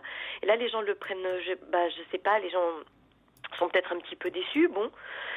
Et puis voilà, et puis j'essaye d'expliquer que voilà, pour moi, il faut apprendre un petit peu à se connaître, et que, enfin moi, mon sentiment, c'est que la relation n'en sera que plus intéressante et meilleure si on connaît d'avant, enfin un petit peu quoi, la personne qu'on a en face de soi et peut-être un petit peu ses travers, et si on les a acceptés, enfin moi c'est ce qui se passe par exemple avec cette personne-là. Au bout d'1 an, j'avoue que on a discuté ensemble, je connais des petits travers à lui, voilà, donc je sais mieux qui j'ai en face de moi, et j'étais prête à l'accepter tel qu'il était du coup, quoi. Et qu'est-ce qui s'est passé là? Et donc, en fait, moi j'ai essayé de lui... parce qu'on se voyait dans un cadre associatif, donc le week-end, le samedi. Et donc il a commencé à me dire ce serait sympa si on se voyait un petit peu à l'extérieur, etc. Mais sans vraiment m'inviter à prendre un verre ou choses comme ça. Alors du coup, moi j'ai pris un peu l'initiative, je lui ai proposé un petit peu des rencontres à l'extérieur, quoi, pour qu'on puisse s'installer, discuter, etc. Et puis, il attend. Donc, c'est pas toujours non, mais il a tendance à refuser. Là, la dernière fois que je lui ai proposé, il a refusé en me disant je te tiens au courant. Et là, j'ai plus de nouvelles, quoi. Ah oui, voilà. Alors peut-être est-il parti en vacances? Non. Je sais qu'il est là. Et je sais qu'il est là et qu'il part pas en vacances, quoi. Mais c'est au point où je me suis dit, je sais pas, est-ce que dans la... Non, enfin, est-ce qu'il a rencontré quelqu'un? Non, je crois pas. Mais, c'est... Est-ce que vous ne pensez pas que peut-être vous ne choisissez pas les bonnes personnes? C'est ce que vous avez dit tout à l'heure à Élodie. Je sais pas. Non, mais d'après ce que vous dites, on a l'impression que vous tombez plutôt sur des séducteurs qui ont besoin de vous séduire. Et puis une fois que ça y est, j'ai envie de dire, ils ont emporté le morceau, ils passent à autre chose. Alors vous dites que vous prenez le temps, que vous êtes sur vos gardes. Ah oui. Mais justement, cette méfiance, est-ce que vous ne pensez pas qu'elle est commanditée précisément parce qu'au départ, vous vous adressez à des personnes qui sont de peu de confiance? Ça, c'est quelqu'un dont je vous parle qui a eu une relation suivie avec une personne pendant pas mal de temps avant moi, quoi. Ouais. J'ai eu l'impression d'avoir affaire à quelqu'un. Bon, je peux me tromper, bien sûr, hein, je sais pas, mais à quelqu'un, il m'a semblé justement, parce que c'est le genre de choses, effectivement, que je... Ouais, voilà. Mais là, j'ai eu l'impression plutôt d'avoir affaire à quelqu'un qui n'était pas dans la séduction et d'avoir affaire à quelqu'un d'assez calme et d'assez posé, même, en tout cas, si vous me dites qu'il est dans une forme de séduction, c'est possible, mais alors c'est vachement discret, quoi. Oui, caché. Vous savez, la séduction n'est pas forcément affichée. Tous les séducteurs ne sont pas dans le même moule. Ouais, bien sûr. C'est vrai c'est peut-être une forme de séduction que je n'avais pas détectée et qui s'est exercée sans... ouais. Mais je comprends pas le début, le fait de se jeter un petit peu sur la personne et d'être très très très demandeur et donc et après de se voir opposer un peu pas un refus mais une modération, voilà. Une modération. Alors, Prune demande, le temps que vous vous imposez est-il long ? Que je m'impose, j'attends de me sentir oh allez, je vais dire, je sais pas, j'ai pas de... Par exemple, il y a quelqu'un avec qui je suis sortie au bout de 15 jours, je veux dire... Ah mais oui, attendez, on parle pas de mois et de semaines d'attente où votre amoureux se morfond. Ça a pris longtemps, quoi. Là, j'avoue, ça fait 1 an qu'on se connaît et c'est très récent là, vous voyez, sur cette fois... Parce que là, c'est un peu... J'ai vraiment pris plus de temps que d'habitude, si vous voulez. C'est vrai que ça faisait longtemps, j'avoue, quoi. Et que j'étais un petit peu hésitante, quoi. Ouais, moi je pense qu'il y avait des raisons, peut-être inconscientes à votre hésitation. Quand on hésite comme ça, et que alors vous allez me dire, je suis prudente, et moi j'ai tendance à trouver que c'est bien d'être exigeant. Donc d'accord, je vais dans mais votre sens. Comme vous dites, les gens peuvent en vouloir peuvent m'en vouloir de les avoir fait patienter. Non, on ne peut pas vous en vouloir de les avoir fait patienter si ce qu'on vit derrière est intéressant, attachant, formidable. D'accord, parce que vous me dites que Prune vous pose cette question, est-ce que c'est vraiment très long, etc. Non, est-ce qu'il peut y avoir lassitude ? Est-ce que finalement, après ça reste juste un jeu, tiens celle-là je l'aurai, je reçois... 1 an d'attente, franchement, c'est un peu long, dit Thibaut. Mais enfin, vous le connaissez depuis 1 an. Ça ne veut pas dire qu'il a attendu 1 an. Moi, voyez-vous, je me fie à votre instinct. Vous n'y allez pas tout de suite. Vous avez des hésitations. Vous hésitez même franchement. Et puis finalement, quand vous y allez, ça ne se passe pas comme vous le voudriez. Je dirais que votre intuition était la bonne. Vous savez, il y a un proverbe qui dit toujours se fier à sa première impression, surtout si elle est mauvaise. Voilà. Bon, là, en l'occurrence, elle n'était peut-être pas mauvaise. En fait, la première impression, c'est j'avais l'impression d'être avec quelqu'un de calme, de bien élevé, en fait. Enfin, je n'avais pas vraiment de mauvaise impression. Mais quelqu'un que je connaissais pas, quoi. Donc, que j'avais envie d'appréhender un peu, parce que c'est quelqu'un qui s'exprimait peu, quoi. Voilà. Ouais. Écoutez, moi, je vous comprends, hein. On n'est pas obligé de sauter comme ça sur le premier venu. D'accord, parce que c'est ça. Je me dis, est-ce que j'ai trop attendu, craignant, imaginant ce qui allait arriver et que j'ai pas vraiment voulu le voir en face et que pendant 1 an je suis restée un petit peu en attente pour pas risquer d'aller à cet échec où je mais d'être déçue. Lali, je pense que vous êtes en train de vous torturer pour rien. Ah bon? Oui, parce que si vous voulez, finalement, ça s'est passé. Vous avez craqué, cet homme vous a plu, et puis tout de suite après, il s'en va. C'est que très certainement, ça ne valait pas le coup. Vous êtes en train de vous torturer pour rien. Vous auriez attendu plus longtemps, ça n'aurait pas changé grand-chose. Vous n'étiez tout simplement pas fait l'un pour l'autre. Ouais, c'est-à-dire que vous croyez que si j'avais pris l'initiative avant d'aller vers lui, etc., il se serait peut-être produit la même chose. Exactement la même chose. Et vous croyez quoi, alors que c'est une question de personne, parce que je crois, oui. Que c'est une question de personne. Je crois que vous voulez tellement que ça arrive que vous auriez tendance à ne pas voir l'évidence. Vous avez envie d'y croire. Vous avez envie d'avoir envie, donc du coup vous foncez, et puis peut-être en vous persuadant, parce que vous connaissez, parce que vous allez plus avant, qu'il a des qualités, que ça serait bien pour vous, etc. Mais au fond, dès le départ, ça n'est pas pour vous. Bah ouais, mais alors comme ça me fait ça depuis plusieurs fois sur plusieurs personnes, je me dis mais attends, je me dis quand même, c'est moi qui suis trop exigeante. pourquoi je rencontrerais que des personnes pas pour moi? Il y a un Non, moment, pas des personnes pas pour vous. Quelquefois, vous savez, c'est pas toujours évident de rencontrer des hommes ou des femmes qui nous séduisent. Allez, qu'est-ce qui va se passer? Dans une vie, on va tomber réellement 3 ou 4 fois vraiment amoureux. moi, ça m'est Mais pas arrivé. pas plus. 4 fois, hein. Oui, mais Enfin, je veux dire, ouais, peut-être. Mais c'est un maximum, parce que sinon, ça veut dire que les sentiments ne sont pas vrais, qu'ils ne sont pas réels. Et 3-4 fois, déjà, moi, je trouve ça énorme. Mais voilà, on est un cœur d'artichaut. Vous comprenez ce que je veux dire? Vous, ça ne vous est pas encore arrivé parce que vous êtes prudente, parce que peut-être vous avez aussi un passé, une histoire qui vous oblige à cette prudence. Ah oui, oui, tout à fait. Non, mais c'est pour ça, je sais que j'ai je travaille sur moi, je travaille sur moi, j'ai un passé compliqué, etc. aussi. Donc, je veux dire, attendez, je vais essayer de formuler ça correctement. Au lieu de rejeter la faute sur l'autre et de dire, finalement, cette personne n'était pas pour moi, moi, je me dis qu'il faudrait peut-être quand même que je vois, de par mon passé, qui effectivement, voilà, est ce qu'il est, c'est forcément moi aussi qui fais des erreurs. Oui, non mais attention, il y a toujours une part, on dit souvent qu'il y a toujours une part de responsabilité de part et d'autre. Moi, je n'y crois pas beaucoup. Je crois aux gens qui se correspondent et aux gens qui ne se correspondent pas. Ah ouais ? Oui, tout simplement. Je pense que vous n'êtes pas tombé sur les bonnes personnes. Alors soit parce que peut-être vous les avez mal choisis, soit parce qu'un concours de circonstances vous a fait penser à tel moment que cet homme était le bon et puis finalement...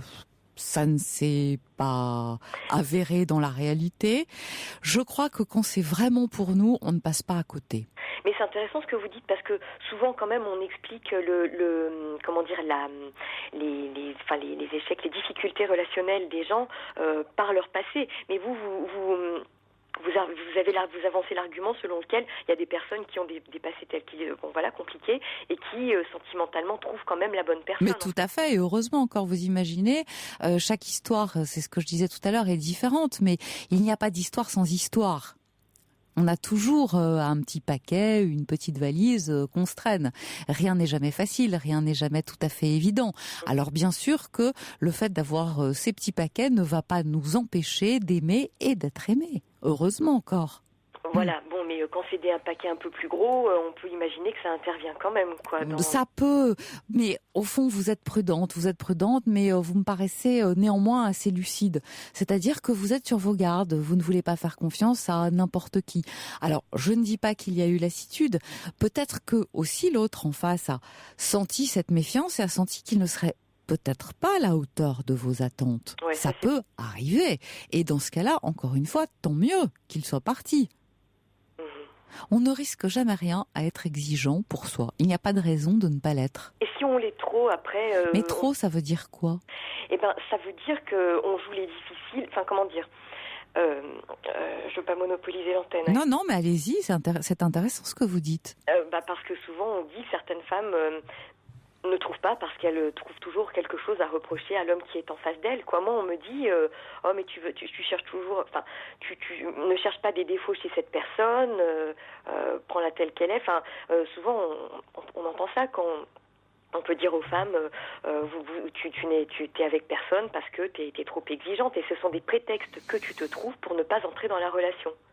Oui, alors là, quand personne ne vous plaît, on peut éventuellement envisager ça, mais ça n'est pas le cas. Ces hommes vous plaisent. Oui, finalement. Vous ne dites pas à chaque fois non, je n'en veux pas, il est trop ci, il est trop ça. Non, celui-là, ça ne pourra pas marcher parce que il a ci ou il a ça. Il ne s'agit pas de ça. J'essaie d'accepter, mais peut-être que ces gens ont raison en me disant ça. Peut-être que c'est moi qui suis trop exigeante. Enfin, je sais pas. Je suis un peu... Oui, je crois que vous vous torturez. Vous vous torturez, vous êtes en train de chercher comment vous flageller un petit peu parce que ça n'a pas marché. Rassurez-vous, si ça avait dû marcher, ça se serait fait. Voilà. Moi, je pars du principe qu'on ne passe pas à côté de quelque chose qui fonctionne, et quand ça fonctionne, ça se sent immédiatement, et c'est instinctif et c'est fluide. Ouais. C'est fluide. Ouais, il y a des gens qui disent ça aussi, ouais, d'accord. Tout simplement, c'est simple l'amour.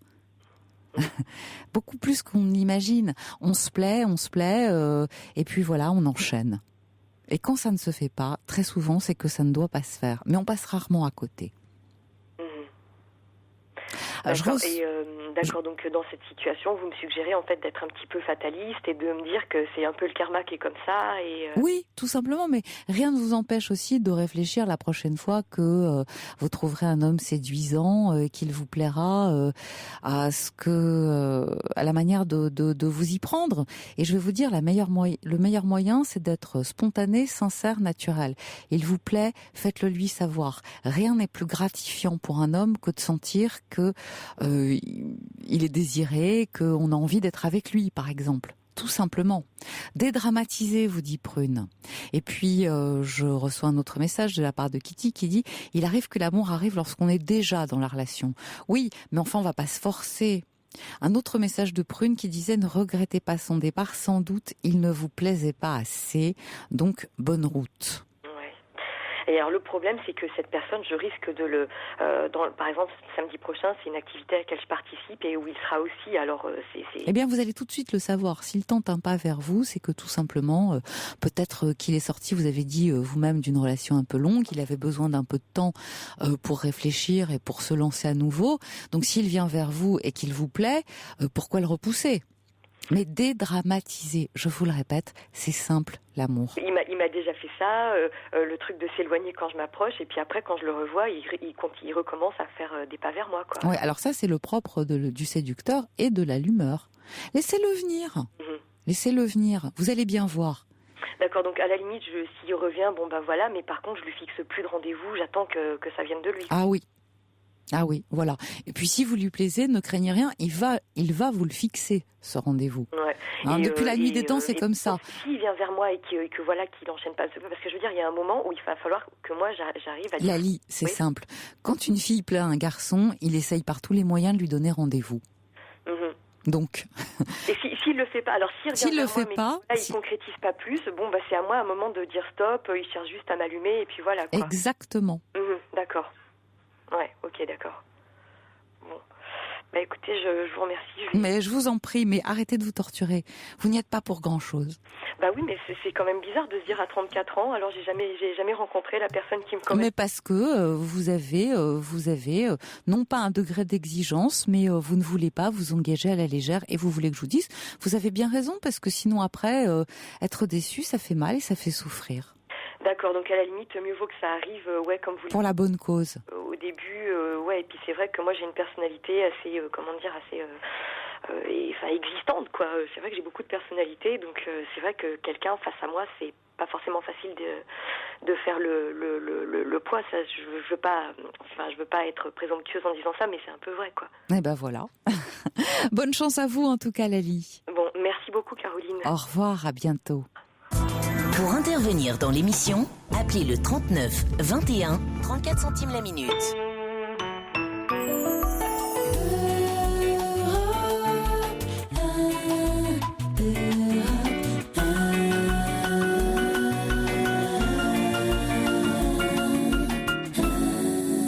Et tout de suite, nous allons accueillir Annie. Bonsoir Annie.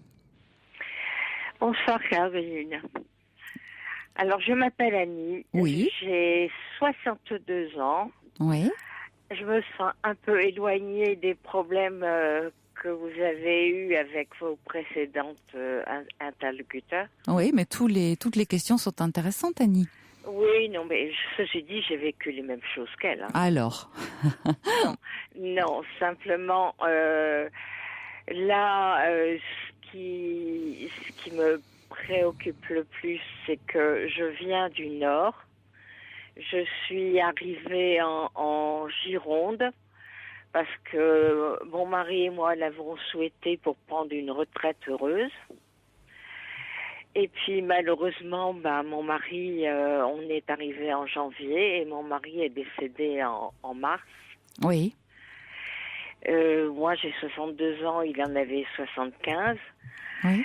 Et que c'est très, très difficile parce que je ne connais personne. Et surtout, ce qui me reste vraiment, c'est que mon mari m'a pas demandé de venir. Il ne vous a pas demandé de venir. Est-ce que vous pouvez... Non, il m'a dit au revoir. Oui. Mais il m'a pas appelé au dernier moment. Écoutez, il a très certainement, je sens que vous êtes en proie à une grande émotion, et ça se comprend. Je crois qu'il a surtout voulu vous préserver, Annie, que vous gardiez de lui des images autres que celles qu'il peut imaginer donner dans un dernier moment. Alors, il est parti très vite après votre installation dans la Gironde, et c'est ce qui fait un choc. Vous étiez sans doute préparé avec lui à une autre tranche de vie. Oui, mais on savait qu'il avait un cancer. Ouais. Un cancer qui n'était pas guérissable, mais qui depuis 3 ans était stabilisé. Ouais. Et quand on est arrivé, la veille du déménagement entre Lille et Bordeaux, il a fait une chute. Et à partir de là, ça s'est détérioré. Mmh. Et je n'aurais pas dû accepter qu'on l'hospitalise. Il voulait rester à la maison. Oui, mais peut-être qu'il aurait souffert beaucoup. Le fait d'être hospitalisé... Mais j'ai aidé tout le temps. Et là, il m'appelle le dernier jour, il m'a pas appelé. Mais sans doute parce qu'il comptait vous revoir le jour suivant, d'une part, et peut-être aussi parce qu'il a voulu vous préserver. Mais il n'a peut-être pas préparé ce moment-là, vous savez. Ah si, il s'est débranché lui-même. Ouais. Il a débranché l'oxygène et il m'avait dit la veille, il m'a dit, tu en as fait beaucoup, va te reposer. Ouais. Et puis, ça va aller. Je suis bien entourée parce que j'avais quitté l'hôpital pour le mettre dans une maison spécialisée qui était à 2 minutes de la location, parce que là on est en location et puis après on va aller dans un plein-pied qu'on a fait construire. Et puis il m'avait dit, mais tu sais, ça va aller, je suis bien entourée, va te reposer maintenant, tu en as fait assez. Dites-moi, Annie, puis... c'est une manière de vous dire au revoir, c'est une très jolie manière de vous dire au revoir et de vous laisser aller en paix. Il a voulu vous donner une tranquillité et vous dire que tout allait aller bien. Il avait pris sa décision et c'est à dessein, c'est pour vous épargner. Moi, je vois au contraire là un très grand geste d'amour, je ne suis pas d'accord avec vous. C'est un moyen de vous préserver, que vous n'assistiez pas, que ça ne soit pas trop douloureux pour vous et que vous n'ayez pas pour toujours en tête des images fortes et très dures. Très dures. Oui. Je crois surtout je crois surtout que là, on peut parler d'amour.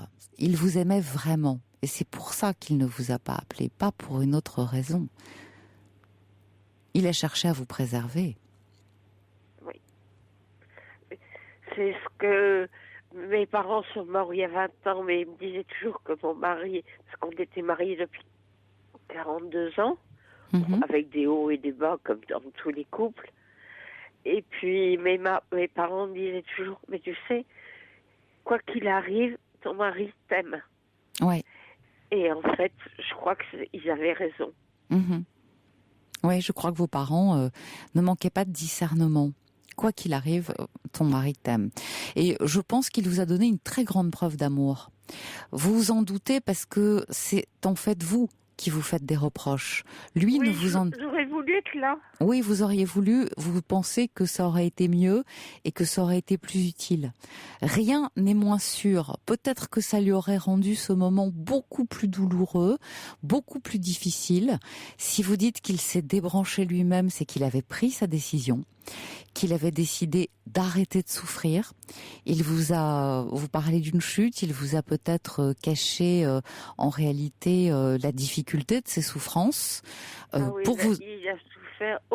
Il a souffert beaucoup et il ne s'est jamais plaint. Ouais. Jamais.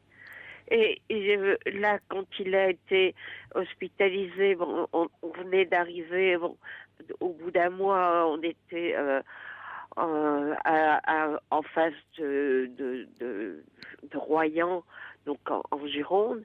Alors après, il était hospitalisé à Bordeaux. Puis moi, j'allais tous les jours, tout le temps, j'étais à côté de lui de 8 heures du matin à 8 heures le soir. Et puis il me disait toujours, mais va te reposer, ne reste pas tout le temps. Et quand on est revenu, parce que j'ai voulu qu'il revienne ici, pour qu'il parte pas comme ça. Puis en plus, on m'avait dit qu'il allait remarcher. C'était pas vrai du tout. C'était n'importe quoi. Et puis le lendemain, il était mort, quoi. Mais il s'est débranché tout seul. Ouais, mais donc le fait de se débrancher tout seul, vous voyez bien que c'est une décision libre, autonome et prise en toute conscience. Donc, à l'évidence, votre mari savait ce qu'il faisait. Ah oui, et puis il m'avait dit qu'il ne voulait absolument pas être trop sous morphine, qu'il voulait être conscient jusqu'au bout. Voilà, il voulait vivre, en tout cas, savoir ce qu'il attendait et ne pas perdre pied, ne pas être à la merci des uns et des autres. Il a choisi, mais il a tout choisi, Annie, et il a choisi de vous épargner ce moment crucial, affreux, douloureux, où vous auriez assisté à son débranchement. Et vous voulez que je vous dise, il a bien fait. Il a bien fait, parce que, tel que je vous entends aujourd'hui, je ne suis pas sûre que vous l'auriez supporté. Mes parents sont morts dans mes bras, l'un et l'autre, en 89. Et mon mari l'avait mal supporté. Il avait dit... c'est dur pour toi. Voilà. Et puis, et là, par contre, il est mort le lendemain du séisme du tsunami. Ouais. Et il m'a dit, tu vois, j'ai vu dans ma vie 2 tsunamis, celui de 2004 et celui-ci. Mais il était conscient jusqu'au bout. Ouais. Il m'avait dit, et surtout, qu'on ne me mette pas trop de morphine, je ne veux pas partir inconscient. Ouais, et bien ce qu'il voulait dire qu'il voulait mourir libre. Et il vous a beaucoup aimé de manière à vous épargner ce moment si difficile. Annie, je vous remercie de votre témoignage et c'est un moment douloureux pour vous, j'imagine. J'ai vu dans quel état d'émotion cela vous mettait. Je vous remercie de votre appel et de votre confiance et je vous souhaite bon courage. Et moi, je vous remercie. Merci Annie. Au revoir.